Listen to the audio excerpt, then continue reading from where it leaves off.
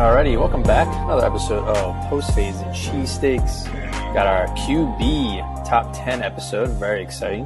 Got myself, Dakota. We got Tim and Nick. Welcome back. I feel like it's been a minute, probably since the draft, but always good to have you. It's been a minute. You know, have a second baby, buy a second house, change jobs. Hard to get on the pod. Hashtag adulting. Love it. Life comes fast. So, Tim, how far up your list are you going to have Mr. Trubisky? Just out of curiosity. Right above what Blake Bortles. Support my guys, you know. Okay. Is he even in the league anymore? The only thing think he's on the have a hot wife. True. Yeah. UCF alum. Very true. I thought he was actually on the Rams, so I thought maybe wasn't he the backup? Did he win? Did he get a ring? I thought he had a ring. I thought he was in the backup for Stafford. No. He was in the Saints and the Packers in 21. Interesting. I didn't know he was on either of those teams. But yeah, so we'll do start off with the guests as always. You know, how are you kind of looking at your honorable mentions who barely missed making the top 10? Well, I'm very happy that we don't have to have the Carson Wentz Dak Prescott debate, which I was well ahead both of you on. So just want to say thank you. Happy that's finally over. So that honorable mention edge, I was kind of looking back at my 2020, 2021, and it's kind of interesting. It's sort of rotated a little bit. It's kind of been a lot of the guys falling off who've ended their career and have passed on to brighter pastures. Some of them going to make more money probably reporting than they did as quarterback. So not a bad gig. But when it came down, I only wanted to have two honorable mention. I didn't want to go crazy. I know sometimes you guys go a little nuts on honorable mention. So I said I was only last episode I went crazy, but I'm watching Dakota scribble out like at least 6 names off this honorable mention. There goes Trevor Lawrence, Justin Fields. They're all off. It was a running list, but I'll pick the best ones. Yeah. So I'm going to be honest about my first honorable mention, who's my number 12. There's lists I see this guy on. There's people who will probably argue with me about it, but there's something about him. I'm not the biggest fan. He did get a huge weapon, and I'm sure that's probably driving him up a bunch of lists. And he has one of the best tight ends in football. But I'm going to go Derek Carr as my honorable mention. Not quite there.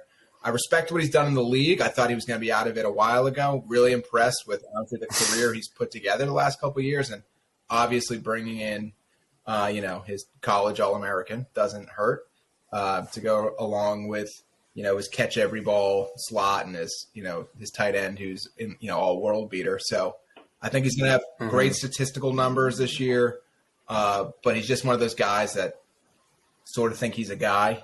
I think he's got a good opportunity. I don't love him. I know what some people do, but I also won't deny that he's a guy who's definitely a better than league average. So he's got to be higher than number 16.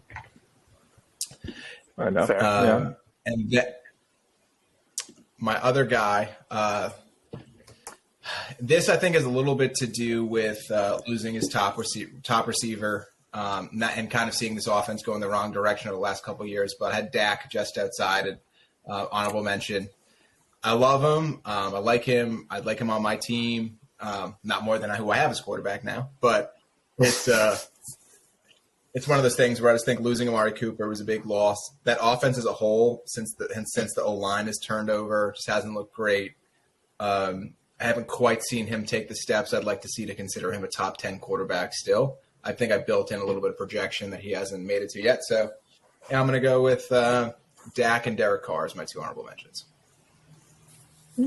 Fair enough. Tim, would you like to go with your 12 and 11? I actually, you know what? I did, because we do share the one honorable mention. I had Dak as my number 12 as well. I'm not going to say the guy fell off the cliff completely, but I definitely wanted to bring him down for pretty much the same reason you were saying. He's I'm starting to see, his stop drop is starting to happen as his team's starting to get worse around him, which you always wonder with Dak because the guy rolled into one of the best systems and situations you could have asked for.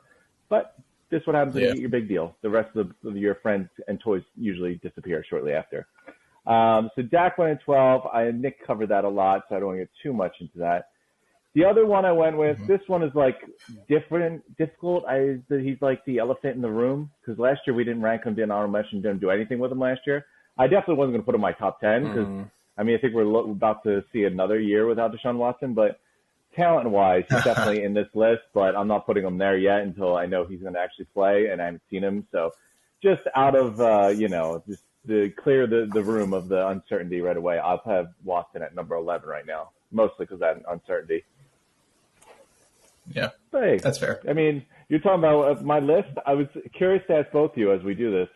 Most likely in this honorable mention or didn't make the list to make it in your top 10 next year. And obviously Watson would be mine just because, we haven't seen him play.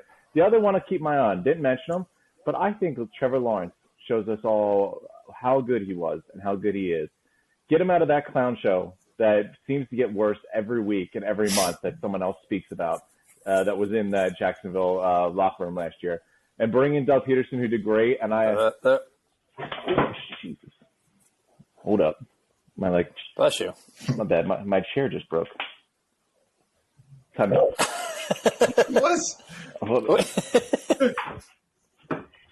What do you mean your chair broke? That's a first for this episode, this podcast. That's I'm interesting that he went with that take, with the broken chair. I did sit there and go, I just didn't feel like, I mean, I agree. I think Watson obviously could be an honorable mention candidate. I wasn't going to put him in my top 10. Don't even know if he's going to play this year at all. Haven't seen him play for a year. I know we talked about this last year. The guy's at top 5 talent. He's kind of probably fifth, he's probably the 5th most talented quarterback. So obviously if he comes back and only gets suspended for 4 or 6 games and he plays most of next year, yeah, absolutely. You could definitely be right up these, rankings again. All right, back at it. Yeah, it was very weird. I had a bench and it just gave out. I couldn't even tell you. There's a safety beam that looks like it's a bench, and then you would think a bench is pretty sturdy and has 2 legs, and somehow the middle part just imagine a WWE table. It just kind of collapsed like that, just down the middle. So yeah, that caught me off guard. I got to keep the sports reference. I like that. Yeah. So all right, is that because SmackDown's coming to Philly now? We're going to start making WWE references or WrestleMania. I'm ready to get on that pre-order. I can't wait. My similar honorable mention as you guys. I did have 4 players written, but since we're going with 12 and 11, there we go. Participation trophy. I'm just going to go with those 2. Mr. Participation Trophy over here. So 12, I also had Dak Prescott. I did pencil him in at 10 when I first made my list and ran through it, and I did it more out of just name and because I know I shit on him a lot, and I praised him last year or the year before that, and then to come back from his ACL obviously is pretty huge, but I feel like he kind of in the same vein as what we talked about with Stafford in the past, just had a lot of hollow stats, I feel like, and I didn't see him really step up from he didn't take another level to his game. It was just kind of the same Dak, and we saw with all the injuries to his O-line, injuries to his offense, that he needs those weapons around him to be really successful, as any quarterback does. But if you're going to be in that elite tier, you need to make do with what you have, and I feel like he kind of underperformed in that aspect. So just outside the top 10, and then I put at 11 Deshaun Watson. I heard that we're supposed to hear something about it this week potentially. But if I was a betting man, which sometimes I am, I would assume he gets at least an 8-game suspension. So that's half the season pretty much. That's pretty hard to put someone in your top 10 if they're only going to play 9 games or whatever it may be. So and my thing with Watson was always the talent's always been there, but even when he had, and people forget this, but that Houston team wasn't bad that he took to the playoffs a couple of times. They had a good defense. They had DeAndre Hopkins, some Lamar Miller, some good weapons. Offensive line was okay. And he never really was able to get it done with that team. Obviously, this Browns team is a lot more talented. I think one of the best rosters in the league, but we'll see. We'll see what happens if, he's been out of football for a year and a half plus. So, well, yeah. Who knows? You can't really factor that in. That's a tough thing to factor in. What does he return to? Yeah. So, don't know. But Nick, let's crack it open. Cheers with my mango cart. Who you got at number 10?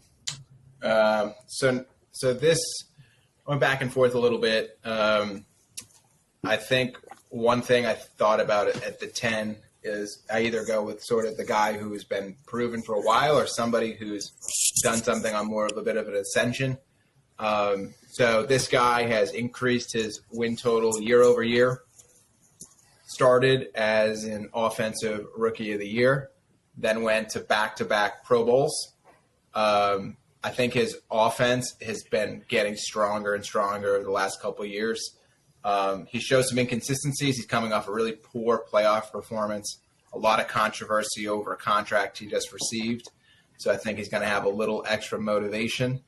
He also found out he made the right choice in sport because his salary next year is higher than the payroll of the baseball team that drafted him, which is absolutely unbelievable. So number 10, Angels, or not the Angels, the A's. Right? So at number 10, I'm going to go with Baby Yoda himself, Kyler Murray. Baby Yoda. All right. You're going to jump in here? You're going to skip the lines? That's how this goes? You get a little. Yeah, we got to go back. We got a little bit of banter here. Was it one too many participation trophy jokes? Was that it? Was that the new Dakota is unleashed now and won't have no order? Yeah, because Kyler Murray. Yeah, because Kyler Murray was actually my number 13 player at quarterback. So really, well, I'll let you. Yeah, I'll let you go. I told you I had 4 honorable mentions. You can skip me because I do have Kyler Murray at number 10 as well. So let me hear this number 13 argument. No, for being where he was and how he was drafted and how that team is built, I just someone is similar of the Dak vein. Like I just expected more. Like I think Kyler has underperformed. I don't think he deserves that contract right now. I hope he has a phenomenal year, and I have his jersey because he helped me win a fantasy football title. But I think fantasy football wise he's phenomenal. But I need to see him take that next level as being a leader, as being that guy to get it done. And like Nick said, in the playoffs, I mean, honestly, I debated with myself for a second where I was going to put Aaron Rodgers because of how horrendous his playoffs were. But, Kyler Murray, I think he needs to not, I don't want to say grow up, but I need to see him mature as that elite level quarterback he's supposed to be. So that was my T on why I didn't put him in my top 10, but. Fair enough. I mean, hey, listen. Tim, what is your take on Mr. Baby Yoda? I would say the 10 is pretty interchangeable for me. Before I went into this, I knew on my 9 quarterbacks right away. Like, just sit down. I had 9 quarterbacks thought out, change order a little bit, but for the most part, I had 9. I knew where they were going. 10 was just my revolving door because I'll hear you with your argument. I do see Kyler, Dak, and Carr even all in that kind of same breath. That We've seen some of it. We've seen it in good situations. We haven't really seen it consistently. And, we have our concerns about whether they get to that next level. I ultimately went with Kyler at 10 because I think Kyler's got the most likely chance of taking it to the next level to that more elite tier quarterback. The guy's gotten better every year. I mean, the record-wise, the team has improved. I really like the 2 stats I really like is his interceptions have gone down. His completion percentage has gone up. In each 3 years. Mm-hmm. Accuracy is always a big thing with young quarterbacks, and considering how mobile that guy is and considering how he's always doing it on the run for the most part, love to see it.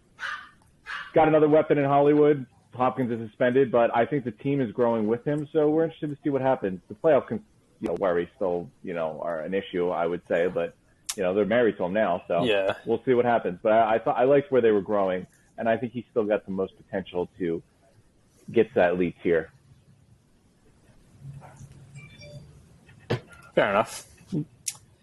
On that same note of what Tim was kind of speaking on, I actually did put Mr. Derek Carr at number 10 over Kyler and Dak because I do agree. I think those 3 are interchangeable. I think Derek Carr has just gotten a really bad rep. I mean, I'm not saying I'm a biggest fan of his, but I think for what he's been able to do with that team, a revolving door of coordinators and coaches and different players stepping up. Like one year he has Hunter Renfrow as his best pass catcher. The next year he has, Darren Waller as his best pass catcher. I think right now they're set up really nicely. I think that offense is good. I think the Raiders very low-key have a solid team. I think they improved their defense. And obviously adding the number one wide receiver in the league in Davante Adams with his former college roommate, I think gives him a little bit of a boost. So statistically, yards-wise, he had his best passing year last year. His touchdowns were a little down, but I think him and Davante are going to have a nice chemistry. You still got Renfrow running across the slots and sneaking around the field, and if Waller's healthy, he's pretty much unstoppable at tight end. So I think Carr's going to have a good year. He's a 3-time Pro Bowler out of nowhere. Like, I feel like that's kind of sneaky. But yeah, I think he's going to have a solid season. So I have him at 10. Fair enough. Look at you being Mr. Outlook. I do like him with McDaniels. I do think this is going to be a good match for them. Yeah. McDaniels needed a veteran guy, and Carr needed someone with a little more creativity on the offensive side. Yeah. Yeah, and I think McDaniels has had, his nice, terrible run with my Broncos, and then I think he kind of went back and he had some he had some time to kind of grow and spend a little more time. I think he was a little bit too young when he got that role with Denver. I think going back to New England and just getting a little more experience, I think will be really helpful for him. And having to move off. It's true. The Denver experience, I think, taught him a lot too. One, he's not like this quarterback whisperer and groomer like maybe we all thought. When really, he's been with Tom Brady his whole career, and he doesn't really, wasn't really developing him. I don't think he needs a project in Tim Tebow developed. Bring him to a team with a stable veteran quarterback and go from there. He's not going to be the guy that is going to hold their hand and walk with them to, as they figure this out. But on to number 9. What do we got?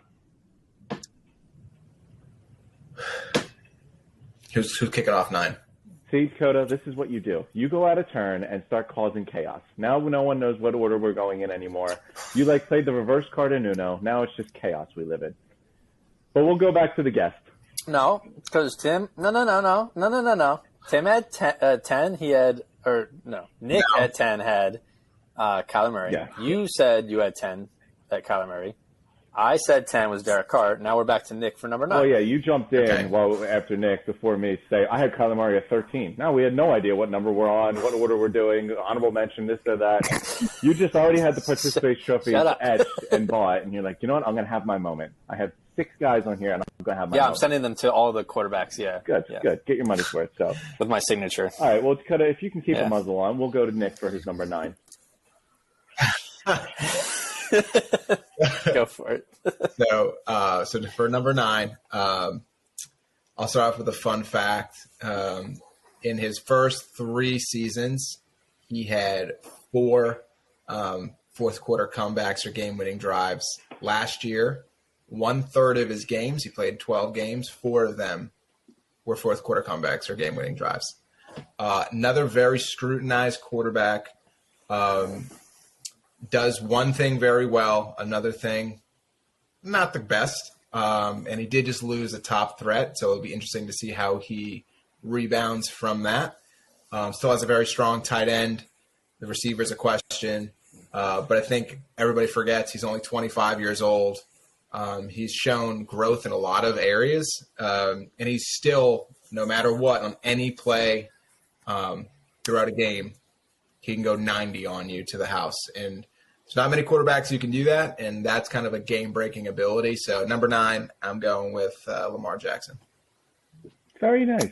Respect Very that. Nice. I also had Lamar Jackson at number 9. Look at that. Clean sweep. I actually also had Lamar Jackson at number 9. I was actually I was going to say, Nick's been on here enough times to know the rules. He's been around. He knows. Stick with Tim's opinion, and I'll look smart every time. I got to say, great strategy to be following. You hit most of my points, Nick, so I don't want to take away all the facts that Dakota spent hours in writing up, so I'll keep it short on my end. My main thing is, and actually I wanted to get to this point because Dakota did this last week, and I was thinking about with Lamar Jackson, we were talking about it. Lamar Jackson is this, people that hate on Lamar Jackson as a quarterback are the people that don't put Deebo Samuel in their top 10 wide receiver rankings because he's not a traditional wide receiver. Doesn't make any sense. He's a wide back. Yeah, it doesn't make any sense at all. Yeah. Look at it as he is a top 10 player in the position group QB. Like, I don't care if he throws the ball, looks at the ball, can't do this, can't do that. Yeah, I actually thought he had a down year last year. I think he got a Pro Bowl he didn't deserve. He didn't look great. He was hurt. The offense was sputtering. Staley went down at the beginning of the year, so he had some obstacles to deal with. But he still got that elite talent. Half his team was in the hospital, so yeah. Yeah, there was a lot for him to deal with. I expect him to go back. I think they're going to go back to running the ball and play to his strengths, which I think makes sense. I mean, yeah, you can go into, scream until you're blue that the guy, can't throw or can't do this. Just play to your strengths. I think they'll be fine. But, people, I'm sure Dakota's going to tell you, I have a number 9 because when I want my quarterbacks, they got to throw the ball. But, I don't want to take away his thunder. So go ahead, Dakota. Well, I think with quarterbacks, though, it's the thing that you need to push the ball down the field and score. So he's able to do that with his legs. So, and I think he's shown enough as a passer. Obviously, I still don't think he's there, and I don't think he ever will really be. But he does enough at that position to be a franchise guy, in my opinion. I know I have some Ravens fans that think otherwise, but yeah, I don't know. If you win MVP and then the next year you still have a good season, and the year after that you're injured, your whole team is hurt. You go through how many running backs? They had like 12 different running backs start, and like Nick said, Hollywood Brown got traded out of nowhere. They drafted a rookie, so there's a lot of question marks, but he can win you games, and that's the bottom line. So I think that puts him right at 9, and I think we all kind of had that same thought. So he's forever going to be the most scrutinized player in the NFL, but I think what he brings to the table, he brings something that's elite. I know I mentioned this last year when we did the list. I think I had him at number 6, but he brings something elite to the table. That's something hard to say. There's not just everyone isn't elite at everything. When you're elite at something, that's something to be proud of. That's just you're the best in the league at that, or one of the best. And that can't be overlooked. If you just need to find the right team and the system that can win around that skill, and I think the Ravens can do it. And, we'll see. I think he gets too much criticism than he deserves. The guy's still electric. Yeah. I mean, I think I've said this before in past episodes, but I never was – like when he got drafted out of Louisville, I didn't think he was going to become a starting quarterback in the NFL. Kind of in the same vein that a lot of people thought about Jalen Hurts. I didn't think the arm was there. From what I saw in college, he just wasn't accurate. It wasn't able to hit some of those throws, and I didn't know if he would develop. But I think he's definitely silenced a lot of haters. I know he's got a bit of a contract situation going on with the Ravens, so we'll see how that can sell it out. But I mean, Duke can play, so that's that's really all you can ask for at this point. I know. Well, we got rid of all of our controversy ones right in the beginning. It sounds like this might be a little, fireworks might be dimmed on this episode. So on to number 8. What do you got there, Nick? I don't know. This might cause a little controversy. There you go. Stir that pot. Stir the pot. We'll see. I switched this out a couple times, and I'll tell you that 8 and 7 I switched back and forth several times, and the reason I put this player at number 8,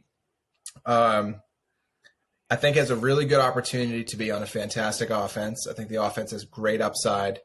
I think this team is going to run the ball more than the guy who's at number 7. I think that the continuity difference is going to be better for number 7. And I think that the past year was a definite down year for this quarterback. Great career, all the career numbers you'd want. He's got a ring, been to more other Super Bowls, got lots of records. I will be purchasing his jersey very shortly. And number 8 will be Mr. Sierra, otherwise known as Russell Wilson. Wow. Really? Wow. Interesting. For your own quarterback there. Yeah. You're just dookie on your own quarterback. Yeah, I figured you would have had him a little higher. Yeah, I did originally, but then in fairness, I could make a better case for the other 7. I'm not going to pump somebody up my list. I like him a lot, and I think he'll have a great – saying you're number 8 is not – at 33 years old is not a bad thing. It's just there's 7 other situations there's a lot of young talent. I'm sure you guys have some of the other young quarterbacks that I have higher than that. And if I was starting a team today and I had 12 years with some of those guys versus maybe a couple more elite years. And I don't know that you consider them elite, but they'll be really strong. And I think that people forget the Broncos are a very run-heavy team. They've got Javonte Williams, who they're going to pound the ball with. They've got Melvin Gordon back. Both of them had 900 yards last year on the ground. Mm-hmm. They're going to run the ball a lot. You know, he's not going to have those crazy numbers. Yeah, I mean, I'm a lot higher on Russ. I think Russ is going to walk into a great year this season. Different offensive play callers in Denver. I think they picked up the guy, what's his name, Hackett from Green Bay, with the idea that we were going to let Russ cook. I think that the whole turmoil with the different play calling schemes between Carroll and Russell and Seattle will not cause any issues in Denver. I'm sure when Denver got Russell Wilson, they had to clear it like, listen, we're going to let you cook. We're going to let you run whatever offense you want. You know, we're not going to try to just turn you into this running quarterback and run triple options or whatever Pete Carroll wanted to do. But I'm surprised you're down on your boy. I think he's in for a big season. I like him a lot in Denver this year. It's not about me being down on him. I'm not down. I think he's going to have a great year, but I have a better case for the other 7. I think the other 7 have a better situation, and that is a real thing. Now, if Tyler Lockett came over with them, I'd feel different. But you also have to remember, a lot of Russ's success the last couple of years has been him scrambling, and throwing. I've never seen a quarterback and a receiver who've had a better scramble drill than Russell Wilson and Tyler Lockett. There were so many touchdowns a year that were him just running around and finding Tyler. It was always Lockett. Mm-hmm. And I think that this is going to take time. It's not that the Broncos got great receivers, Sutton, Judy. You know, they got so many. They have so many quick guys that now it's like you just paid Tim Patrick, who was phenomenal last year. No. KJ Hamler's coming off an injury. He's a speedster. You know, like you've got a ton of pieces. You got 2 really strong running backs, solid line. It's not that I'm down on it, but it's just he plays in a really tough division, the best division in football, and he's 33 years old. Mm-hmm. He looked not as great last year.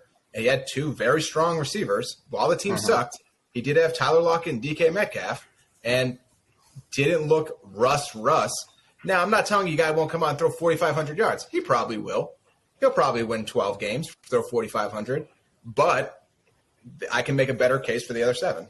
Fair enough. I definitely think he's walking back into that elite tier. So I have him later on. But on my number, 8, I think we're on? I'm losing count already. 8, yes. I went with I know everyone can't seem to count around here, but yeah, I went with one of those young guys that Nick was hinting at, actually. So, guy that took a big step this year, and I think everyone has got pretty much their life savings and mortgage bet on him being the guy to take the next big step next year. You talk about a young quarterback getting hype, it's got to be this guy. So. My number 8, I like the situation he's in. Good offense. They improved the offensive line a lot for him. I think it's a team that's definitely going to be a contender this year. We're going to go with Justin Herbert. Oh, okay. I pulled a Dakota. Yeah, I also have Justin Herbert at number 8. Really? So nice. You know what I was going to say? I pulled a Dakota and actually pulled him back a little bit because he's only young. I haven't seen him do it. I have guys like Russell Wilson right a little higher. But look at that. We're on the same wavelength. Okay. I do like Herbert. Oh, wow, that's a bad thing, but yeah. I think it's nothing but a compliment to have him at number 8 when he just finished his 2nd season in the NFL. The guy showed he's got it all. You just assume he's going to keep, climbing the rankings.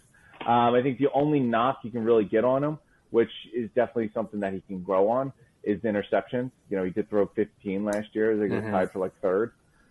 But I mean, he's a young quarterback. You expect that. He's got a gunslinging mentality already. You like that confidence. But I have him at number 8 right now. Yeah, I mean, I know I fought over him last year with you guys about how I didn't think he was ready to be in the top 10, but, he had a phenomenal rookie year, had a really good second year. So, and I think that Chargers team is loaded. Like they're very, I don't want to say Eagles dream team-esque, but they have a lot of the big name pieces. You know, they got J.C. Jackson, Khalil Mack on defense. Their offense is stacked. You have Eckler and Keenan Allen. You got Williams, big 50-50 ball guy. I think they're and like Tim said, their line got better.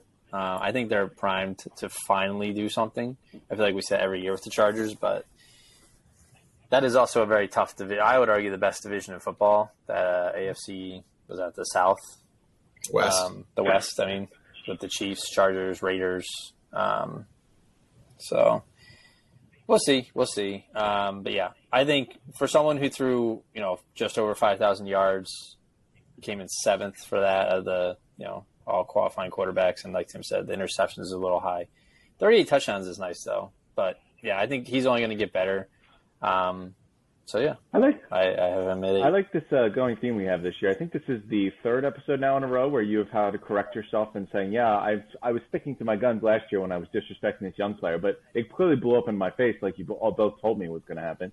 But good, Dakota, you're getting better. I'm proud of you. It took us the 3rd year to get there. I actually, believe it or not, I had Herbert in the same spot, which I didn't realize until I just looked now, but I feel bad because I always yell at you when people have great seasons, they don't move up or they move down in the rankings. Herbert deserved to move up, but you know what? It's these old vets that stayed at their high level and maybe another young guy that just was a little bit better. So on to number 7 for me, Nick. Well, you see. Hold on. You see how high I put Jamar Chase. So this is why I'm trying to. I know. Cater to all the You're fans, getting better. So. You're getting better. I like it. All right. Trading in your Yingling for some mango cart. Getting that old soul shit out. Yeah. He's growing. He's so proud. Growing in front of our eyes. Yeah. All right, Nick, what you got? All right, number 7. Again, these two flip-flopped a lot for me. Very similar age, they're actually only a year apart. But it felt wrong to me that someone could win a Super Bowl and not only move him up one spot. I wouldn't have keep him in the same spot. I had him at 8 last year. Now, here's the thing about Matt Stafford. Started off looking like he was running away with the MVP. Mm-hmm. We all thought he was going to be phenomenal. Every one of us last year said, this guy's got weapons. This guy's got an opportunity. This team is loaded. And that was before they got OBJ. And we were like, wow, this guy's got an opportunity. He looked fantastic early on. Then he was just giving games away. There was a stretch where I was like, what is happening? Mm-hmm. He only had 2 other seasons in his career where he had more interceptions, one of them being his rookie year and the other being 2013. Okay, he had 17 picks last year, turned the ball over. And honestly, those 17 were a bad 17. Yeah. They weren't like fluky tips. They were like throwing him into the jersey numbers of the other team in the second half of football games. So he kind of went back and forth a lot for me. The reason I gave him the slight edge over Russ was he's coming back to the same team. He's going to have that swag. They've already done it. I like his weapons. I like the compliment they have. It doesn't hurt when you have a guy who just won the Triple Crown last year. I think, and then they bring in Allen Robinson, who I know I really wanted to see in Philly. Yeah. Although I'm happy we got A.J. Brown, so I won't cry about that. Yeah. So I think just the continuity he has, the comfortability he's going to have with the team, getting to play in the NFC West instead of the AFC West. I think just those factors, I kind of gave that edge. I went back and forth, but I think at the end of the day, Matt Stafford has shown more recently than Russ how elite he can be after winning a Super Bowl. So I had to give him the nod there. As much as it hurt me as a Bronco fan, had to give him the nod. Fair enough. It makes no argument there. I got to say, most of the stuff you said applies to my list too. Really, my 8, 7, 6, and 5, I've changed them twice since we started this, and I've changed it all day. I can't help it. But my number 7, we'll go right into it, is that vet that we were talking about. It's a nice combination of 2 young guys and 2 vets coming up. So first vet we got here, and a lot of the argument Nick was making for why he switched up his orders, why I did as well. You can't reward a guy coming off his worst season a little bit higher over a guy coming off his best season. That's some Dakota math right there. But I'm going with a guy I'm still high on, but number 7, Russell Wilson, making his appearance now. Most of it, I did hit on. I'm still very high. The fact that he's at number 7 after last year and being, his worst season in his career so far, is how high and how positive I look to next year for him. I think he's going to be great with the Broncos. I like the system he's going into. I like the wide receivers. I think he's going to be in full revenge tour mode. The fact that he's no longer just a perennial top 5 quarterback without even thinking, I think is definitely going to be playing on his mind. So definitely a guy I think is going to blow up next year. But until I see that, I didn't want to put him over a guy that did actually blow up, in his first year with a new team. So I got Russell at number 7. Okay. Oh, yeah. I still have him on my list, Okay. just a little Fair higher. enough. But Yeah. so I guess I'll break the ice on this guy because neither of you have mentioned him yet, and that was supposed to be a pun. So got Mr. Joe Burr. Joe Burrow, number 7 here. Oh, boy. Oh, At this 7? is disrespectful. Yeah. This is disrespectful. I don't know about disrespectful. This is, you know what? I mean, this is you going took with a the Cincinnati fact. Bengals team to a Super Bowl. I'll give him his crown for that. But Fair enough. God, the fact that he took the freaking Cincinnati Bengals to the Super Bowl, like, if he didn't have to play in the era that had the guys in the top 3 at the top 3, he should have deserved that alone. I agree with that. That does come into the argument real fast. But please, Dakota, tell me some minor negatives that you're going to mention about Joe Burrow.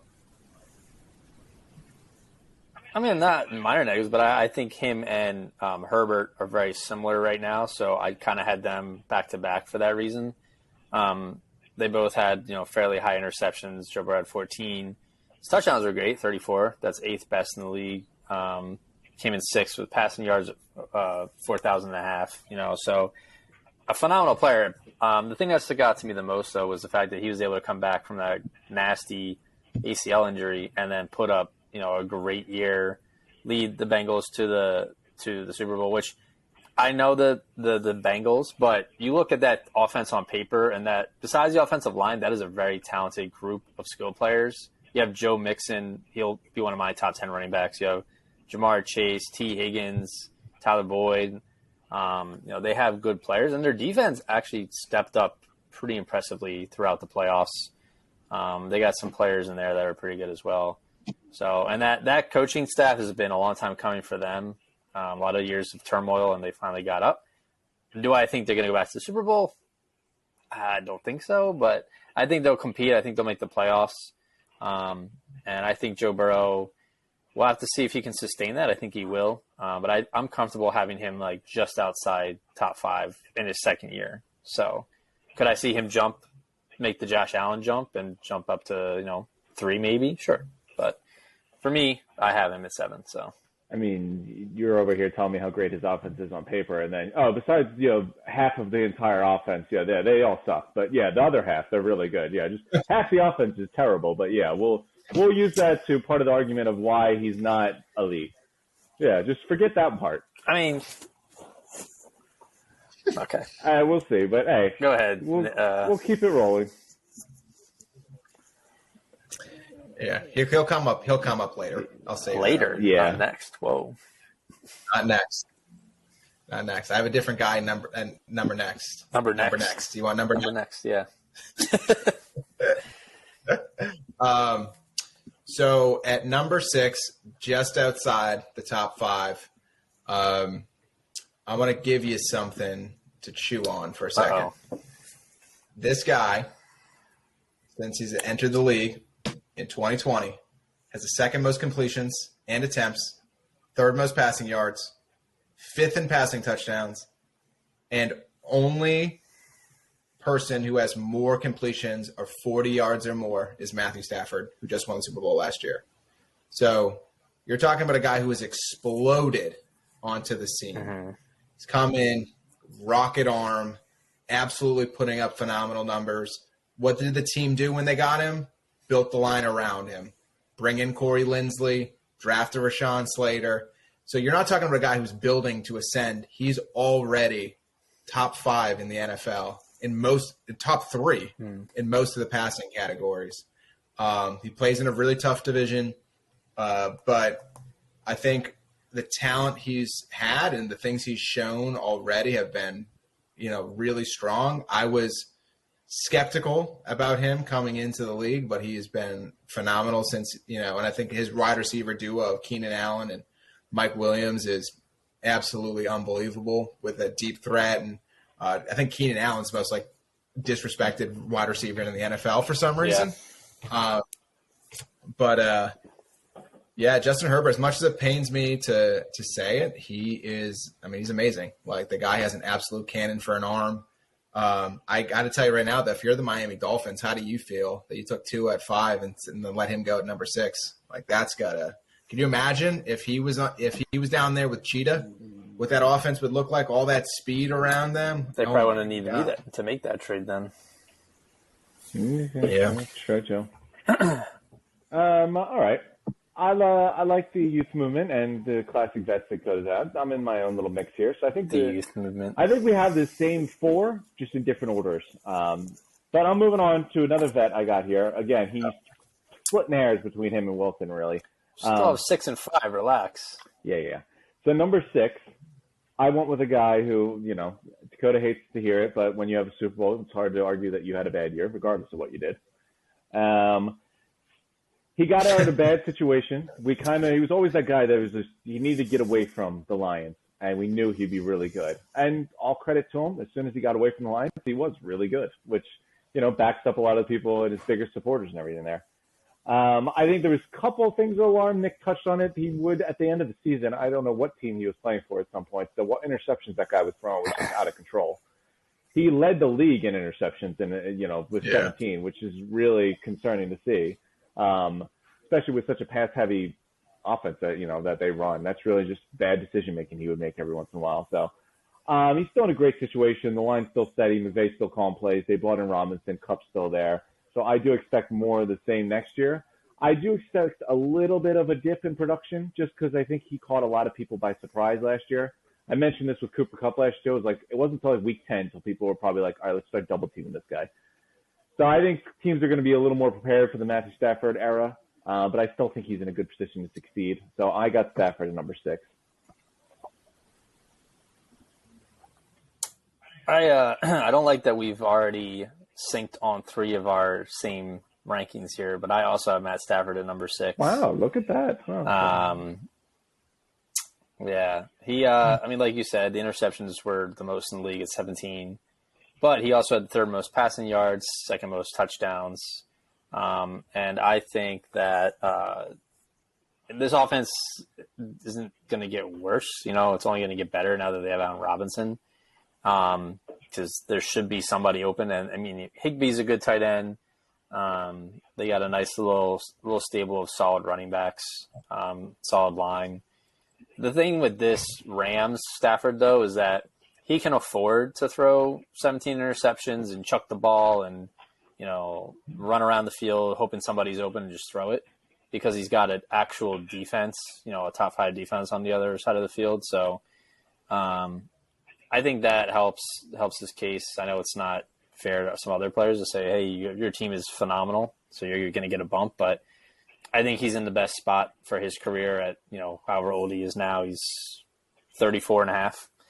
But yeah, I think I kind of could see him having a slight dip in production, but I think Allen Robinson is a little bit of an upgrade over OBJ because maybe when OBJ was healthy, he still wasn't that same Giants player he was from the past. But we'll see. I still think he's a top 10. He's been a top 10 in my book since he pretty much got into the league. So fair enough. All right. So we are cracking the top 5 now. What do we think there, Nick? Top 5. Top 5. So we got one more young pup until we get to some experienced vets. So this guy, I got to tell you. Tell me about him.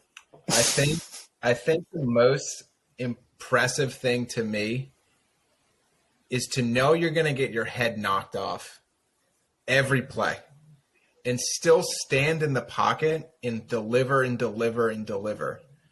He came into the scene. Everyone's really excited about him as a rookie. Tears his ACL. Has to do all that rehab, all that time he lost, all that time with his young team. Everybody the Bengals were awful. There was a reason they got him at number 1 just 2 years ago. Okay, we're talking about worst to first situation here. He spends all this time rehabbing, comes back. One of the best, as Dakota already said, one of the best young skill groups in the league. If we're going to talk about young, there's no real veterans. They're all 27 and under. Very young, opportunity to grow together. And then I think the thing that really put him in my eyes, I always go back when we get to the top levels of quarterbacks is when we go into the playoffs, who do I want to look into my huddle and see leading that group? Joe Burrow got sacked 9 times against the Titans, got back up, stood into another pass and delivered. To go 28 of 37 for over 300 passing yards when you're on your back, 30% of your dropbacks is absolutely unbelievable. And that is an intangible that you just can't coach. It's something you can't teach somebody to be that. They have it or they don't. That intangible, his young core, bringing a Cincinnati Bengals team to the Super Bowl. I mean, that is like absolutely unheard of. And to think he's got another, top talent wide receiver he's going to grow with together, already has instant chemistry. For me, he had to be right there at number 5. I got to say, okay. I'm right there with you because look at this. Great minds once again. My top 5 kicks off with Joe Burrow as well. And I know Nick hit on a lot of it, but I really need to stress what Nick just said because Dakota's over here just ignoring how important that half of the offense is. The guy, my favorite stat, looking through all his numbers and doing this research, was Joe Burrow led the NFL in completion percentage. The entire NFL, he had the best completion percentage in the entire NFL. He also led the NFL in yards per attempt. Mm-hmm. You're talking about a guy that had arguably easily the worst offensive line in football, without a doubt. And you're talking about not only succeeding or being decent, he's leading in 2 major categories that gets affected by offensive line play. You don't have time to, sit back there and just, when you get crushed, to wait for a play to develop and get open, or to, try to be accurate and make sure that you're throwing in a tight window or, not making a mistake. The Bengals were trash when he went there. The offensive line has been awful since he's got there. They made improvements last year because the guy's knee exploded. But basically, got to slightly below average instead of being the worst in the NFL by far. And he managed to bring that team to the Super Bowl. It's incredible. I'm sure Dakota's going to rant and rave about how Russell Wilson and Stafford have been in the league for 10 years and they've done this, and that. But look at his stats.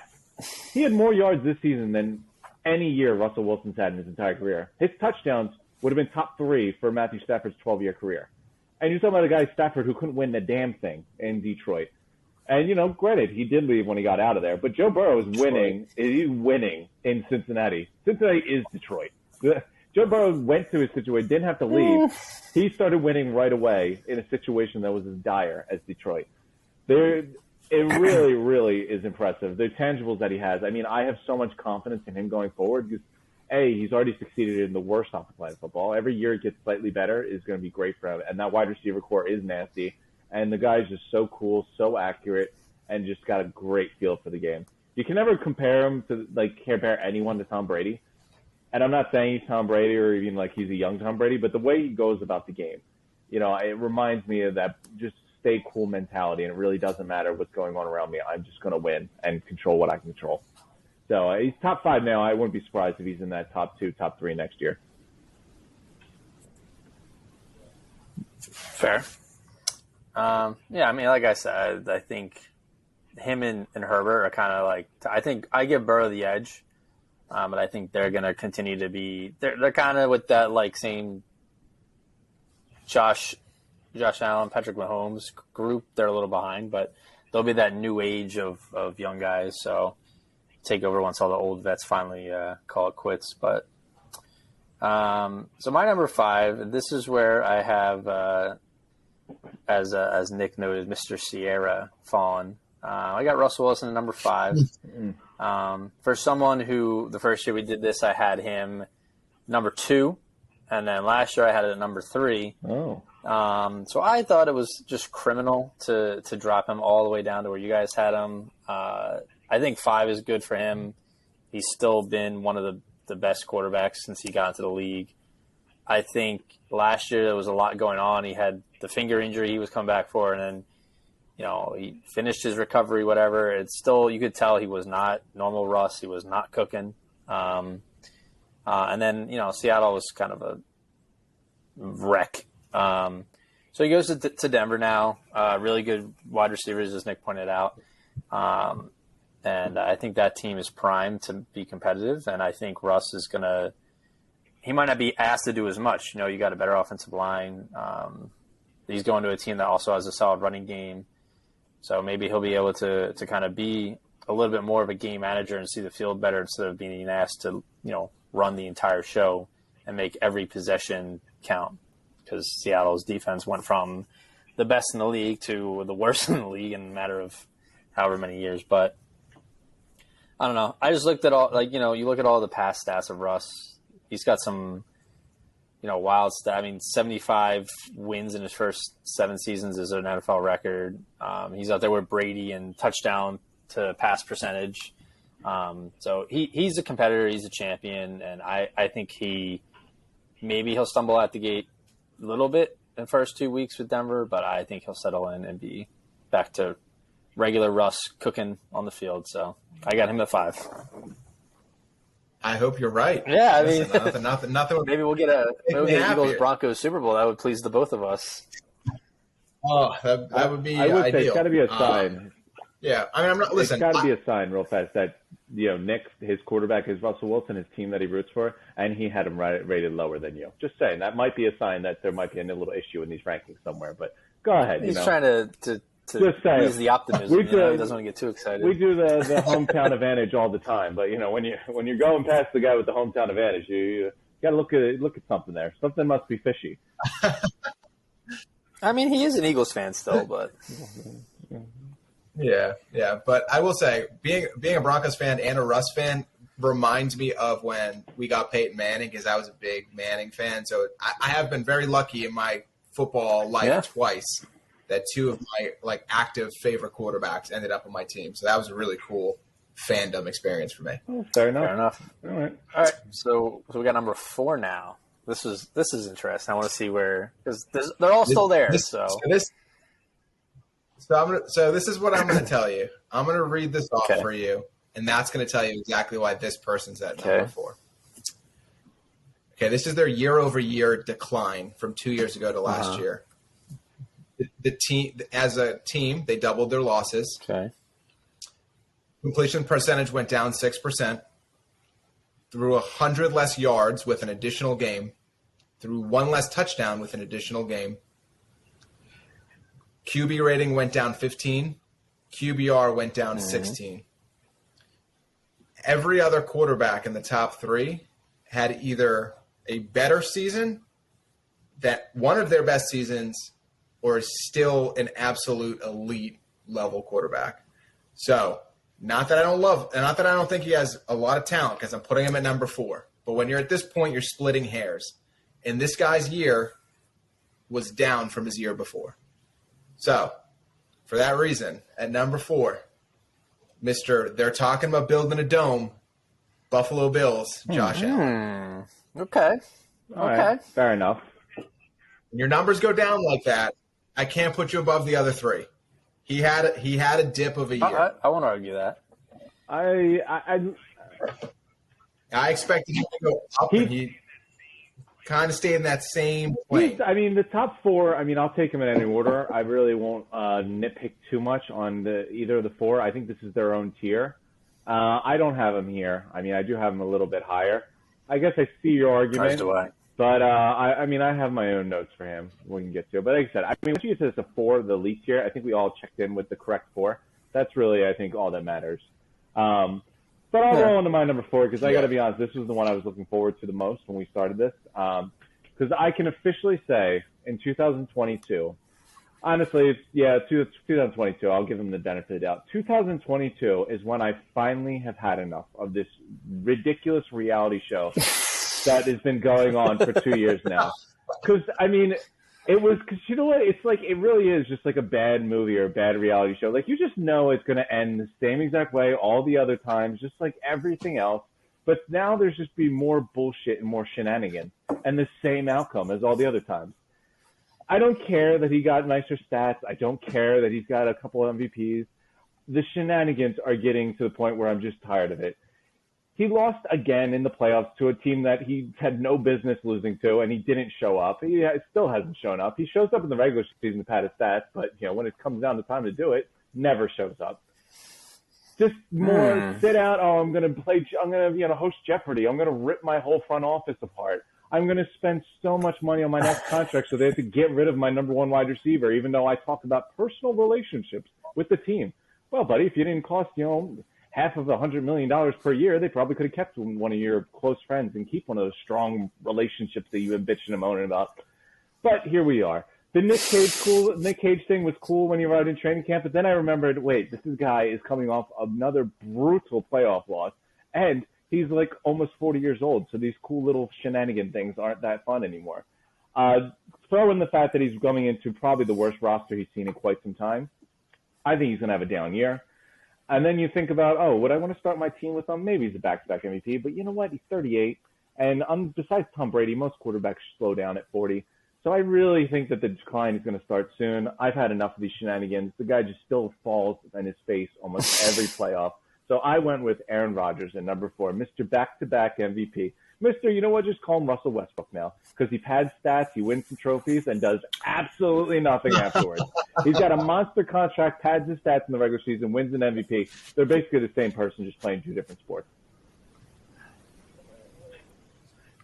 Listen, you're in the tier. Nick said you're splitting hairs. You're splitting hairs, and I admit this is a tier all himself. I won't argue too much about whatever order you put him in. You're splitting hairs, but when I split the hairs, I looked at a guy who has now fallen on his face twice, back to back, in a position that is usually, praised and rewarded. Joe Burrow, a guy I had in my 5, I rewarded him because he came up at big moments. He got sacked 9 times and still won a game. He got his ACL blown out and then came back next year and was better than ever before. He steps up in those big moments. Tom Brady's done his whole career. Mahomes has done it already. Allen, I still want to see it, but Allen's has got a future I'm more confident in than Aaron Rodgers, who just lost his best weapon, who's in a shambles right now. This team is in transition. They've got a $50 million quarterback that can't win any games when it counts, and a roster that's starting to catch up to them that they're running out of money. Look, they lost Darius Smith. They lost Devontae Adams. No one to replace him. So I just don't see it. Mr. Stat Patter can stay at 4, but he's not going any higher. You said you could put these in any order, but it sounds like you're pretty adamant about him not being in the top 3. Either way, you just talked about him. Listen, you want to put him in the top 3, I'll hear it. Did he do something to you? You seem like you're very traumatized by it. But you got to be honest, man. It's just like he did all the shenanigans and all that. It's exhausting at this point. The Jeopardies. Oh, I'm not doing this. I'm ripping. Did the Packers come out and rip Aaron Rodgers after he failed in the playoffs again? No, they went and gave him $100 million guaranteed. There's a two-way street here. It's just, and let's be honest, besides personal feelings and shenanigans, the guy's walking into an offensive skill position room that's completely barren. There will be a drop-off that Devontae Adams left. I know we talked about this with Josh because Josh was punishing Devontae Adams for leaving Aaron Rodgers. I'm going to punish Aaron Rodgers for Devontae Adams leaving Green Bay. I think that's the way I look at it. I think Adams is going to have a fine year with Vegas. I think Aaron Rodgers is going to struggle. We'll see. Okay. I mean, I don't disagree with some of the things you said, but I find that a 2 back-to-back 4-time MVP should probably be higher than 4. But hey, was Russell Westbrook a top 5 player when he won his MVP? I know it's not the same sport, but let's just hardware doesn't automatically mean you're in the top 5 any position. Look at Mike Trout; he's one of the greatest players ever. Between Aaron Rodgers and he gets a lot of MVPs and stuff. Can't win a damn game when it matters. Yeah, but Russell Westbrook is not he's dropped off dramatically. He can't even shoot anymore. Whereas Aaron Rodgers is still sliding it. His team wasn't very good in the playoffs, and neither was he. But I'm not talking Westbrook now. I'm talking Westbrook when he was getting his MVPs. It's a very similar situation. Hardware stats. Didn't he only won 1? All right, fine, 1. Yeah, whatever. Okay. 1, 2, 4. Anyways. Either way. Sorry, Dakota. Yeah, well, it sounds like we're all going to be arguing with each other now because number 4, and this is where I thought Tim was going to go at first because I've had enough of this guy in the fucking league, Mr. Tom Brady. No. That doesn't make sense. Yeah, 4. I tell you, he's a veteran. He's been around. Yeah. He still wins big games. But go ahead. The guy who led the league in passing. Okay, well, let me just say that we've passed my previous fumble where I didn't even have him in my top 10 2 years ago. Oh, there you go. Yeah, please, Dakota, tell me about how him coming off his best statistical season of his career, he is now number 4. Let's see. Where did I have him last year? It's got Julio Jones added to his already stacked. Well, in my defense, I had Brady at 4 last year, and so keeping him right there. So coming off this year, he stayed. He's Tom Brady. There is no argument against or for him. Like he's literally his own entity. Yeah, I mean the stats are great because he's got obviously great. Mike Evans, a top 10 receiver. He's got Godwin, the top I argue 15 maybe receiver. Julio, if he's healthy, will play a role. They got Russell Gage from Atlanta, who was supposed to be their next guy, alongside Calvin Ridley, and now he's dipped and went to Tampa. Yeah, they got the Saints' best tackle in Armstead. So yeah, like everything is obviously lining up for him very nicely. But who got where I'm looking at it? I'm sorry, wait, hold on. Who got so you not only put him at number 4 and then continue to gas him up, but then you're over here giving him the best left tackle in football that didn't go to his team. You're just like, oh, let me help him some more. Let me make this argument even better. Yeah, I think Armstead went to Miami, but hey, I could be wrong. I'm pretty sure he went to Tampa. Did he not? I can promise you he went to Miami. No? Yeah. No. Somebody came to Tampa. Julio Jones, Tim, go look that up. Yeah, Shaq. No, there was there was a lineman that came to Tampa. But anyways. Yeah, Shaq Mason. Yeah, there you go. Shaq Mason. I was in the same ballpark, Sure. But yeah, my thing with Brady is, and I don't think it's going to happen at this point, but I'm going to pretend like it is. Like at some point, he has to break down. At some point, at 44, almost 45, he'll be 45 by the time the season starts. I think he's got to hit a wall. I mean, when he got to Tampa, he struggled for a couple games. Then he was back to being Tom Brady. Yeah. Then he won a ring. Beat the Eagles in the playoffs last year. He did. Pretty, handedly. I don't know. My thing with Tom Brady is like he's always been the GOAT. He's don't get me wrong. If someone asked me who's the best quarterback ever, who's the best NFL player ever, it's Tom Brady. No questions. But I think where he is right now, I think the 3 other quarterbacks I have in front are just primed to be better pure quarterbacks for their team than he is because he's got so much talent around him that he can kind of be Tom Brady and kind of not game manage, but he can, just help navigate the offense. So he game managed to 5,300 passing yards. That's pretty impressive. Yeah, I tell you, listen, you're still the classic guy. Oh, he's going to drop off. I have more confidence in Tom Brady's 45 and 46-year-old season than I do in Aaron Rodgers' 39 and 40-year-old season.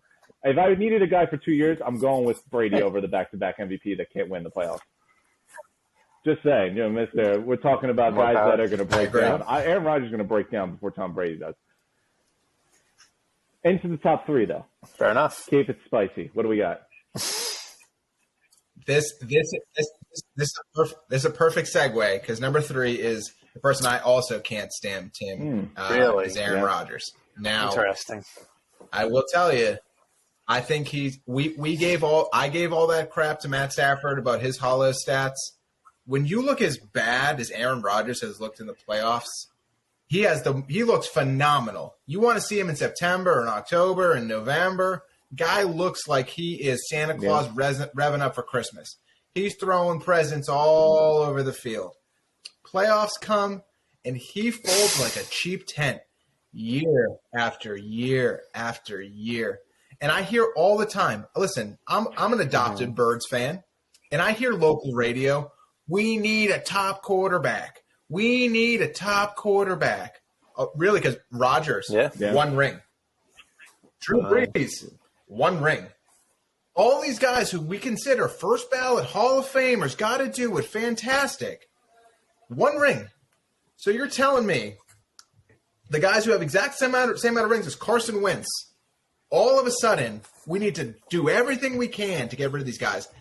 He's phenomenal in the regular season. He's won back-to-back MVPs and multiple other MVPs for a reason. The guy is a regular season talent. Nobody's questioning his arm. He's got one of the quickest releases I've ever seen.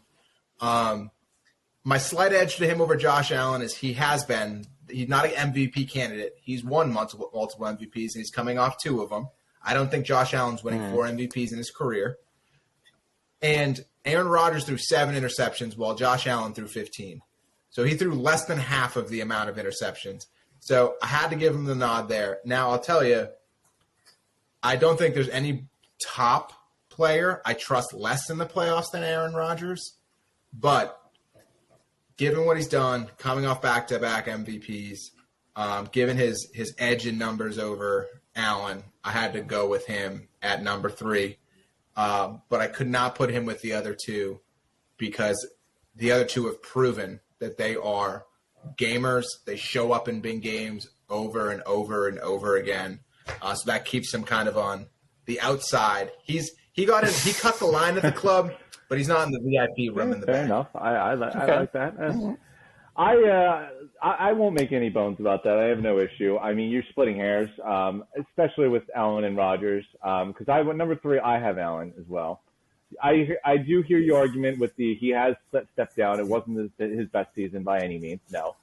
I do kind of hate it that he gets praised and loved. I mean, I swear he gets more praise and love for losing in the playoffs than he did Patrick Mahomes did for winning. But not to be that guy, but I mean, he did look pretty freaking awesome in that playoff game, and I just can't believe that lost. But another time, another day. Going back to what I was saying with Lamar Jackson, though, is when you're elite at something, that puts you in that can't be ignored. And Josh Allen, I think, gets slept on so much with the guy's rushing ability. He's been the number 1 rushing threat on his team for the last 3 years. It's amazing. If you look at his rushing numbers, you're talking about numbers that we really never see from a quarterback. 122 rushes for 763 yards and 6 touchdowns. Guy I'd like to compare him to, it's tough to compare him to running backs who are professionals, been doing their whole life. It's their first position, all this. Look at a guy like Deebo Samuel, who everyone's been just losing their mind over because he can run the ball and catch and all this. Deebo Samuel had 59 rushes for 365 yards and 8 touchdowns. So more touchdowns, but, I mean, you have talking about a 6.3 yards per carry for Josh Allen. You factor that in with he could sling the ball, and, he's got an arm, he's accurate. He did have those interceptions this year, I think the 15 that Nick mentioned. But I never thought he was a liability. Sometimes Stafford go out there, and I'm like, what the hell are you doing? It's the dual threat nature of Josh Allen that I think it's slept on so much. The guy runs too much almost, but he's successfully big body, man. He gets some yards. They just need to get a running game around that guy to make teams think that there's someone else that, that can run the ball that isn't him. I think would help a lot and help take the load off his shoulders. But what he does on both sides of the ball, he's getting better. He's young. I think he's still growing in the system. I like where he's at. The Bills are still a team on the rise, I think. I think he's really about to take that next level, and I go with him at number 3. I have to ask you, though, Tim, at 422 career rushing attempts, only 4 years into his career, are we seeing another Cam Newton where they grind this guy into the ground, and by 30 years old, he just doesn't have anything left? And that's over 100 carries a year. He definitely cannot be running that much. I'm not saying that's what they should do, but the guy does that out of necessity because they don't have a running game to speak of. So I think that's even more impressive for him.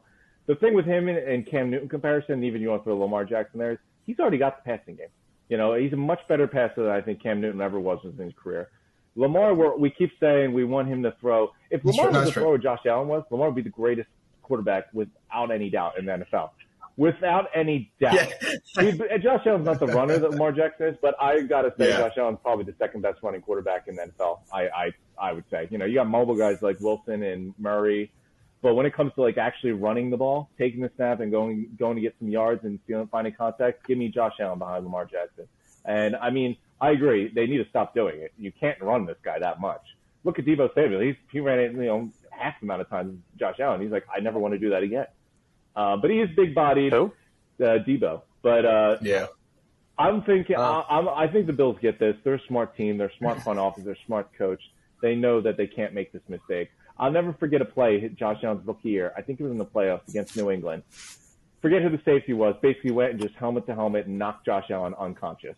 Not unconscious, but the guy was concussed and was out for the rest of the game. Matt Barkley came in, and then they lost. You're telling me that the greatest coach ever, I think he went to the podium and he said, we coach the players to do that. The quarterback doesn't slide, you take him out. And, what's a 15-yard penalty when the opposing quarterback's out of the game? The greatest coach in NFL history knows what he's talking about. The Bills need to switch that around because I think more teams are going to start doing that. It's an easy way to stop a mobile quarterback like that. I mean, we've seen mobile quarterbacks take some big shots and it changes everything. But I think that's the only thing you're tweaking. I mean, something he's really good at for its own safety. It's not because he can't do it. It's just for his own safety. All right, Tim. Well, thank you for the very lengthy monologue because I had Josh Allen at number 3 as well. Love it. I thought you did. So you kind of just covered all the bases for me there. I'm helping you out. No, I think it's important to remember what Nick said about how he had an extra game and he still was pretty similar to his stats last year. 1 less touchdown, 5 more interceptions, which is a lot, and 100 less passing yards. So there definitely was a bit of a drop off. His completion percentage was down. He had more passing attempts. So across the board, none of his stats really got better. But I don't think that's necessarily a bad thing in some senses because those are still solid numbers that help them get to that playoff game, almost beat the Chiefs. Who knows what would have happened against the Bengals. So I still think Buffalo is one of my favorites for the Super Bowl, and it's partly because of Josh Allen. So having him here at number 3 kind of justifies that reasoning, and that I think he'll continue to be at that 4,500 passing yard range, 35 to 40 touchdowns, minus 12 interceptions. So I think he's really proven himself, and to take that jump, as we talked about it last year in this episode, to take that jump he had his first couple of years, his first 2 years, honestly, to what happened last year and then this past season. So I think top 5 is good for him wherever you have him. But fair enough. Like I said, we're all in that same elite tier of 4 quarterbacks. Splitting hairs really is what you're talking about. Yeah. Cracking the top 2. What do we got? We got it 2. Number 2. Number 2. So this is tough for these two for me because I go back and forth on if I was starting the playoffs today, who would I want? It's a very quarterback thing for me. If I'm starting, we're in wildcard weekend, we're in the divisional round. Who do I want trying to make this run to the Super Bowl? But I also think there's this sort of if I started a team today, who is the one person I'd want to drop behind center and say, you're going to start off this franchise. So at the end of the day, number 2, I went with the guy who I don't think there will ever be any argument is the best postseason NFL quarterback, NFL player ever to play. He's going to be pretty much the best of everything you're going to say about being a football player. But this is kind of a crazy thing to think about. Since he turned 40 years old, which was 1, 2, 3, he's had 5 seasons at 40 plus. He has not missed a start. So you're talking about a guy, his 40, 41, 42, 43, 44-year-old season did not miss a single start. This past year, he threw for 5,300 yards, led the league in passing yards and passing touchdowns. I was told by Max Kellerman in 2016 on First Take, this guy was falling off the cliff, and this guy has won 3 more Super Bowls since then. So you're talking about the guy, you could pull everything. It's painful. I think I've seen a stat where Tom Brady is more likely to make it to a Super Bowl during a season than Steph Curry's field goal percentage. So it is pretty amazing to think about the fact of how often the guy's made it to the Super Bowl. If we were starting the playoffs today, he is absolutely the first person. That's who I want behind center, getting to the promised land, and I'm putting my boat behind him. I'm going to give the edge to the other number 1, being the guy, if I started a franchise today, I hit that Mega Millions as $1.2 billion. I went and bought a team as a part owner. That's the guy who I'm selling my front office, do everything, move heaven and earth to get this guy and at number 1. But at number 2, the guy I've been real steadfast over throughout these rankings every single year as a top player, still proving that he's a top player, and he just got another Hall of Fame weapon. He doesn't got it. And here's the thing, everyone keeps saying, well, he's not going to be the same Julio. He doesn't need to be old Julio. This isn't the Atlanta Falcons. This is the Tampa Bay Buccaneers. It has Mike Evans, Chris Godwin, and the GOAT. You can be I'm going to show up and play only in the second half. I'm going to practice only on Friday when we're not wearing pads. He doesn't need to be Julio Jones. He can play 7 games this year. He can not play till the playoffs. Look what OBJ's impact on the Rams were, and he didn't come till later in the season. It's just about having another guy. Because if I'm a defensive coordinator and I'm looking at that team and spread, I'm shitting my pants. I am like, what the hell do we do here? So at number 2, got to keep him top 2. Thomas and name. Brady. Yeah, very official. Going on the Julio Jones thing, nice. I think really all he has to do is just play the former elite wide receiver in the back end of his career role, and just in that number 3 wide receiver role, and basically take Antonio Brown's spot. That's all he needs to do. He just needs to take Antonio Brown's spot and not run off the field in the middle of the game, and it's a win. So I think that's exactly what he needs to do. I don't think it doesn't sound like something Julio would do. So yeah, so I think it's a win regardless. So my number 2, we're talking about a guy who's proven to be a lot more clutch in big games than Aaron Rodgers, who was my 4, and had put up much better stats than Josh Allen did this past year. So, like you said, you're splitting hairs, so those kind of just bumped him up. But I'll keep this one short because, you're talking about a guy that never needs any argument. And my only question I'll ask, and then let Dakota go on with his rambling nonsense, is he giving you any reason not to put him at number 2? Has he given you any reason to move him down? Because I haven't seen anything to move him anywhere but where he is or a little higher. So I went with Tom Brady number 2 because he's given me no reason to move him down. So go ahead, Dakota. Well, no, I agree with you. He gave me no reason to move him down either. And last year I had him at number 4, so I kept him at number 4. So, okay, there you go. That's all you need to hear. Now, if he had willed the Bucs to another Super Bowl, he would have been number 1 probably. But yeah, how many rings does he have to win? I'm talking right here, right now. This isn't career, but he won 2 years ago. He won 2 years. Okay, he just won. Good enough for him. Go ahead. Yeah. But this is where I have your favorite little troublemaker falling. The guy that won the Super Bowl 15 years ago? That's recent enough? Okay, go on. Yeah. Look, you can say what you want, and I think some of the Pro Bowls and some of these other awards are kind of washed at times because a lot of times, especially with MVPs, it's just a quarterback show. But you win back-to-back, MVPs in this league with that roster on offense. Like, granted, I think Devontae Adams is obviously the best receiver in the league.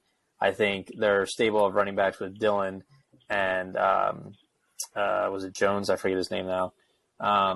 They're both a great tandem together. They have a really good line. The defense is solid. But you look at the body of work, yes. Does it suck that he only has 1 Super Bowl? Yeah, but so did Drew Brees, and we would have had him in this conversation if he was still playing at his peak. And Rodgers still playing at his peak. And I would not be shocked that he still goes out and has a really good year, even with this horrendous group of wide receivers, because what did we see all through Tom Brady's Patriots career? He had fairly garbage wide receivers until he got Gronk, eventually Randy Moss. But that team was ran through a lot of running, a lot of defense. So I think the Packers are going to do more running the ball, let those younger receivers kind of develop with Rodgers, hopefully. And I think he'll be fine. They're not going to be, I don't think, putting up as many points and yardage as they used to, but you don't casually win MVP back-to-back and 4 times in your career and, get relegated to being scrub status. So I got Rodgers to 2. Playoffs have been a concern. I think last year was embarrassing. And I'm not even a Packers fan. I don't even want them to win, but I would be embarrassed. So I will say, though, real quick on the Brady thing, I am curious because I was thinking about this when Nick was kind of talking. I didn't grow up. I don't think any of us really grew up during, obviously the Jordan phase when he was taking the Bulls to all these championships year after year after year.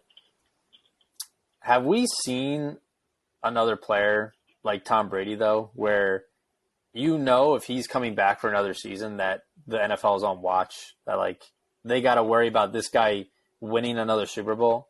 It's not like the team is like, oh, he's got a good team. They got a shot. No, you're he could theoretically win another Super Bowl. Like, have we seen players like this before? I think, well, not in the NFL, but in the NBA, you'd argue that LeBron James is that guy. Yeah. He brought the Heat to 4 straight finals, and they went back to Cleveland and brought them to 4 straight finals. So it's kind of like whatever. And then he went to LA, and the expectation was they're shortly going to go to the finals, which they did.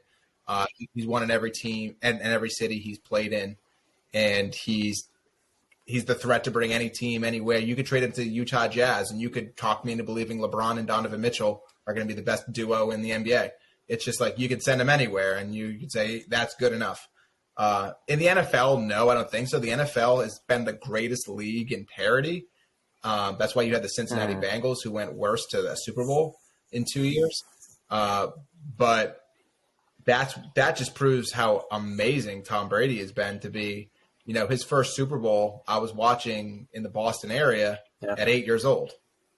And, you know, just at 28 years old, I watched him play in another one 2 years ago. So, that's how long, you know, this guy, you know, you could almost argue if he plays 2 more years at an elite level, he has a Hall of Fame career in 3 separate decades. He's already got one in the 2000s. He's already got one in 2010s, and he started off 2020 with a Super Bowl win. I argue that he should have got the MVP last year over Aaron Rodgers, but that's for another debate. And he's won. So in 2020, he's also been a runner-up for an MVP. He's won a Super Bowl. He's been a Super Bowl MVP. If he has 2 more years where he's a top talent, you could argue in 3 separate decades, he has a Hall of Fame resume. You know, Dakota made a mistake when he says Aaron Rodgers number 2, and then we ended up going back to talking about how great Tom Brady is. But you know, it's for another time, right? Yeah. Hey, this is my list. You know, trust me, it sounds like we have the same number 1, so that's at least good. But don't put me anywhere near that works cited on that list. Trust me. You know. All right, Nick. Let's get to. You never make the cut anyway. So numero uno. What do you got? All right. So numero uno, and I think this one comes back to if I was starting a franchise today, from the GOAT to the baby goat. And I think the best way to show you that he's that dude, you know, and I think what is one thing you just do not see in the NFL today from owners? They do not want to give out long contracts to NFL players. They don't. They do not. None of them. The Kansas City Chiefs tied themselves to freaking Pat Mahomes for 12 years. When you get a $500 million and somebody says we're going to tack 10 years on to what's left on your contract, as a quarterback, as a guy who runs, as a guy who moves, all these things that people fear everywhere else, he's made throws. Do you remember that throw in the Super Bowl? He scrambled, all of a sudden threw some underhand as he's parallel to the ground, and he hits his receiver between the numbers. They hit him between the numbers. You know how many guys couldn't even have got that ball 20 yards in the level that he was in? And he hit a dude in the end zone. Now, he dropped it, and that's a big reason they lost that Super Bowl. But it went. The tip of that ball hit between the one – it was Pringle, right between. And I was like, you'll never see that again. You'll never see it. He can just do things on a football field that nobody else can do. Now, he had a down year last year, and that's why I got a little nervous that, like, you guys were going to drop him a little lower. But I think at the end of the day, you know, our expectation for Pat Mahomes is so ridiculous because his first year as a full-time starter, he wins the MVP. Like, bursts on the scene, brings the Super Bowl, MVP, goes on, 2 more playoff runs. He had a down year last year. I don't think it was fighting. Then he lost his top receiver, and the Chiefs' offense isn't going to be the absolute torture chamber that it was previously. I don't think that Juju Smith-Schuster is replacing Tyreek Hill.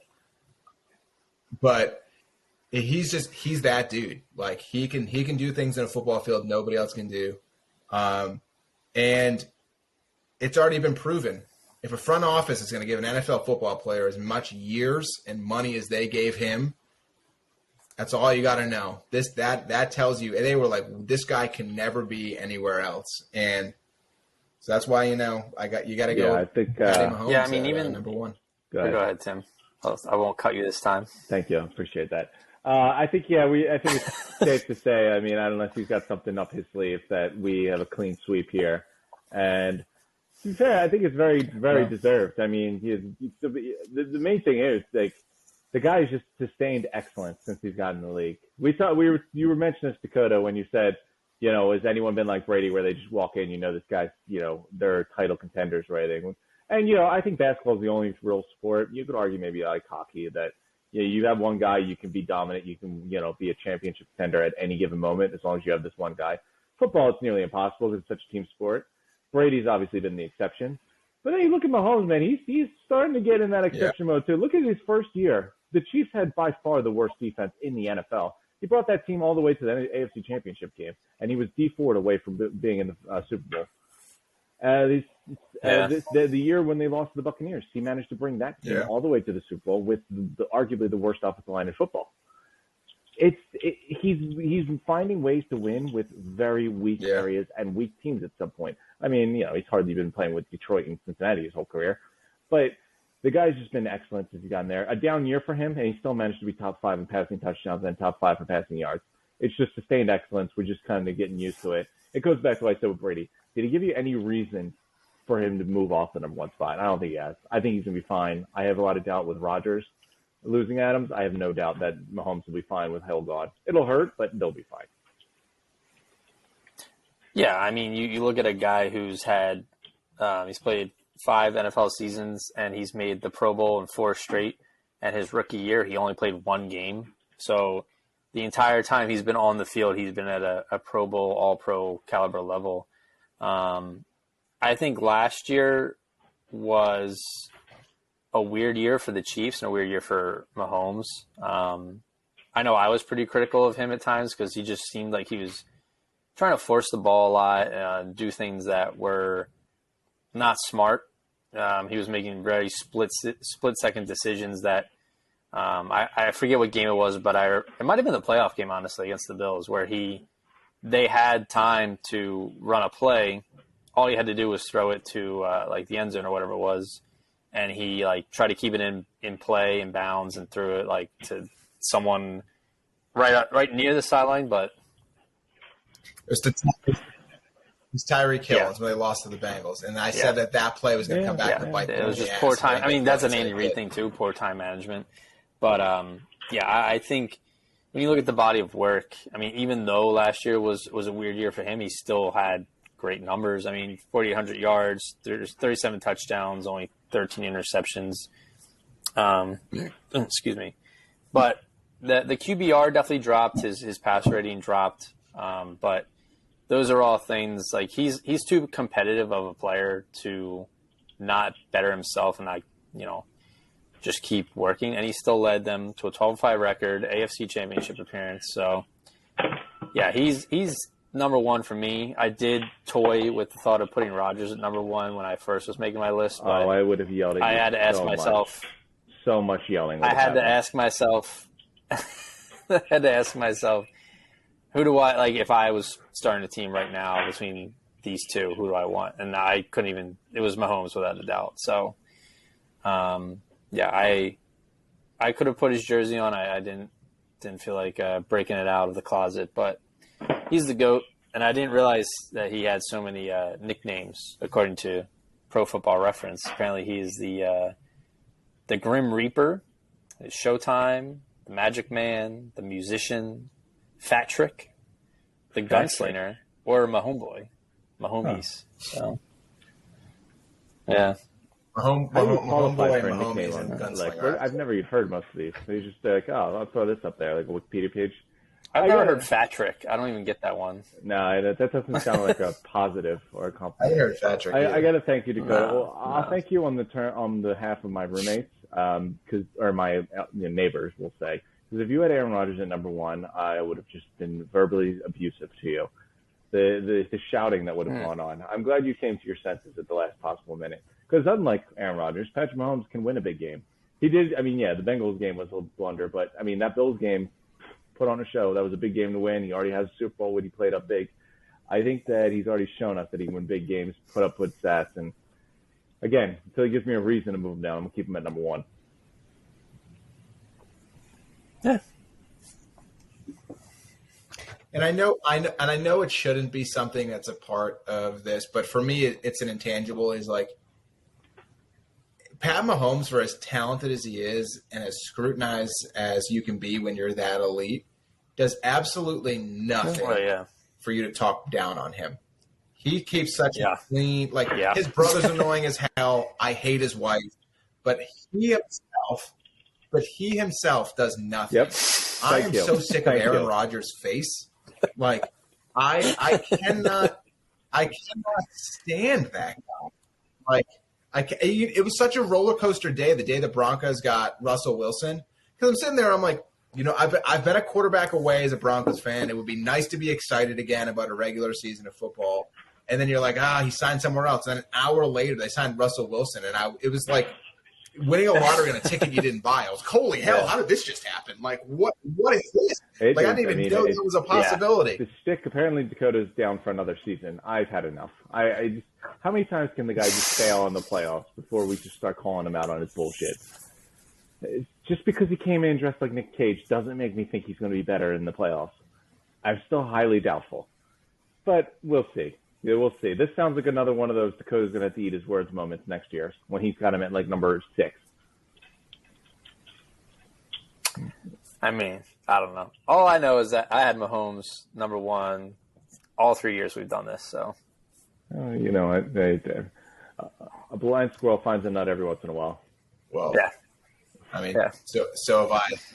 All righty. Any final thoughts? Who's the? I did see something. I didn't really read into it, but they were trying to figure out who of the second year quarterbacks is going to take that step. And for some reason, I keep hearing that everyone thinks Zach Wilson is going to come out of that bunch, which I don't know about. But yeah. He looked awful, but here I do like his young receiver crew. I do like Garrett Wilson and Elijah Moore. I think that's a really nice young duo. I do like Michael Carter in the backfield. I think the Jets and the Giants, I don't know the time I've ever said this, but I think the Jets and the Giants had one of the best drafts and first rounds that I've seen in a long time. They both did phenomenal, which is not something the Giants got an absolute stud on the offensive and defensive line. The Jets went out, got a top wide receiver, a top edge rusher, and they drafted a third top player. Like they had 3 first round picks, and I thought all 3 of them were like home run picks. So we'll see. I mean, it's the Jets. The Jets will jet, and it's kind of like the Mets will Met, the Jets will jet, and it's hard to get behind him. I do think that everyone's also supportive because of this whole like him being like Stifler. And it's not Stifler. Yeah, I know what you mean. Not Stifler. Stifler's I know what you meant. It's from American Pie. Like he's like this whole thing. Now he's like likable, and his teammates wearing the picture of his face, to practice. And hey, he's got a good character. Yeah. Still second-year quarterback. Sign me up for Lawrence. I think it's more amazing to Urban Meyer. Yeah, I like Trevor Lawrence. How horrific Urban Meyer is to just remember that Trevor Lawrence was a once-in-a-decade prospect, and now everyone's kind of written him off and forgot about him because that's how bad Urban Meyer is.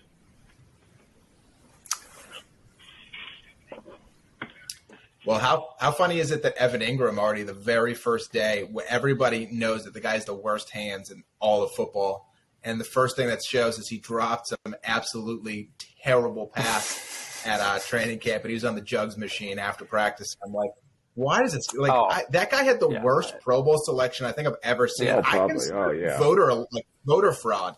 That was like a pity Pro Bowl. They're like, the Giants are so miserable here. Take this Pro Bowl. It's like baseball where you need someone from each team. Yeah, he was terrible. Yeah. He's so At least bad. they got what they paid for. Because let's be honest, everyone knew he couldn't catch, and he's continuing that. Can't block either, so really good tennis. We'll see. But hey, until next time, I think it was a fun list.